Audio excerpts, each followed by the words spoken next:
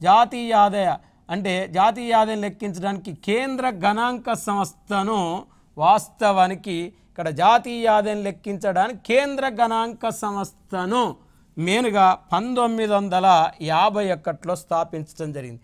దీని పేరే CSO central statistical organisation.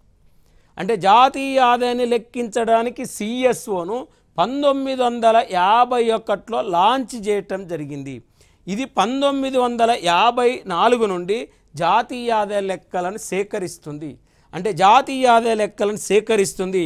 CSO ప్రధాన కార్యాలయము న్యూఢిల్లీలో ఉంది.